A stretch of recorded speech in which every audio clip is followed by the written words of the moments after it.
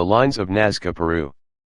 In the Peruvian desert, about 200 miles south of Lima, there lies a plain between the Inca and Nazca valleys. Across this plain, in an area measuring 37 miles long, 60 kilometers, and 1 mile wide, is an assortment of perfectly straight lines, many running parallel, others intersecting, forming a grand geometric form. In and around the lines there are also trapezoidal zones, strange symbols, and pictures of birds and beasts all etched on a giant scale that can only be appreciated from the sky. The figures come in two types, biomorphs and geoglyphs. The biomorphs are some 70 animal and plant figures that include a spider, hummingbird, monkey, and a 1,000-foot, 333 meters long pelican. The biomorphs are grouped together in one area on the plain. There are about 900 geoglyphs on the plain. The longest straight line goes 9 miles, 15 kilometers across the plain. How were they built? The lines were apparently made by brushing away the reddish, iron oxide-covered pebbles that compose the desert surface and uncovering the white-colored sand underneath.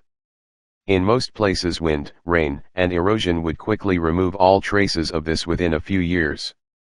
At Nazca, though, the lines have been preserved because it is such a windless, dry, and isolated location. The vast majority of the lines date from 200 BC to 500 AD, to a time when a people referred to as the Nazca inhabited the region. The earliest lines, created with piled-up stones, date as far back as 500 BC.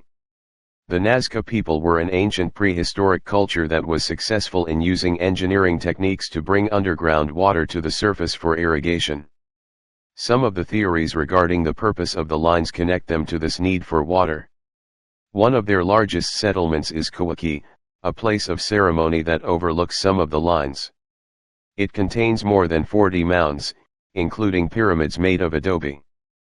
Peruvian archaeologist Toribio Mejias was the first to study and report the Nazca lines in detail after coming across them, on foot, in 1927. In the 1930s, as air traffic in the area increased, the lines became better known, eventually attracting a steady stream of tourists. The American explorer Paul Cossack, who made his first visit to Nazca in the 1940s, suggested that the lines were astronomically significant and that the plain acted as a giant observatory. He called them the largest astronomy book in the world. Gerald Hawkins, an American astronomer, tested this theory in 1968 by feeding the position of a sample of lines into a computer and having a program calculate how many lines coincided with an important astronomical event. Hawkins showed the number of lines that were astronomically significant were only about the same number that would be the result of pure chance. This makes it seem unlikely Nazca is an observatory. It's often stated that the lines can only be seen from the air, however, this is a myth. A 2007 study that looked at 1,500 drawings in the Palpa region found that each and every geoglyph can be spotted from the ground. The purpose of the lines continues to elude researchers and remains a matter of conjecture. Ancient Nazca culture was prehistoric, which means they left no written records. One idea is that the lines play a role in pilgrimage, with one walking across them to reach a sacred place such as Kawaki and its adobe pyramids. Yet another idea is that the lines are connected with water, something vital to life yet hard to get in the desert, and may have played a part in water-based rituals. In the absence of a firm archaeological conclusion, a number of fringe theories have popped up, such as the idea that the Nazca people used balloons to observe the lines from up high, something which there is no archaeological evidence for. From the eventchronicle.com. This is what you get when you plot the Nazca lines over the entire planet. By Ivan Petricevic. There are more than 800 straight lines, 300 geometric figures and 70 animal and plant designs at Nazca. If you plot the Nazca lines over the entire planet, they converge at one specific spot, and I can't believe where they all meet. Nazca legends suggest that Viracocha, the Inca creator god, commissioned the Nazca lines thousands of years ago. Archaeologist Johann Reinhardt theorized in 1985 how the Nazca lines were massive figures used in religious practices where the ancients worshipped deities associated with water and crops. Some tests performed by scientists from the University of Dresden have shown that electric conductivity was 8,000 times higher on the Nazca lines than next to them. With a depth between 10 and 30 centimeters, the most famous Nazca lines are the hummingbird, the condor, the astronaut, and the spider.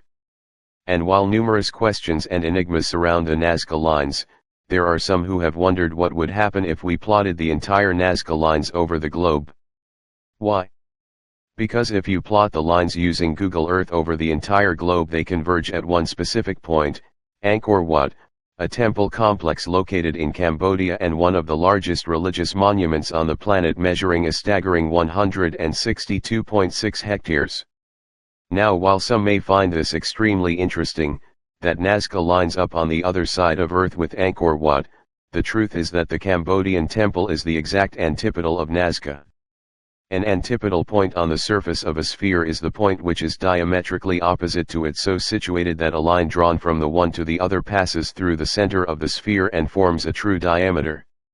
As it turns out, antipodes of any place on the Earth is the point on the Earth's surface which is diametrically opposite to it. Check out antipodesmap.com for interesting facts. While it certainly is interesting that Nazca and Angkor Wat are connected at least via an antipodal point, I'd say it's just a coincidence, since all directions leading out of a single point always converge at the antipodal point on the opposite side of a sphere. However, I can't help and ask whether it is a coincidence that an ancient site's antipodal point is another ancient site. What do you guys think about this? Is there a connection? This article was originally published on Ancient Code and syndicated by the Event Chronicle. Thank you for watching. Please subscribe for more thought-provoking content, and give us a thumbs up if you liked the video. Your support is greatly appreciated.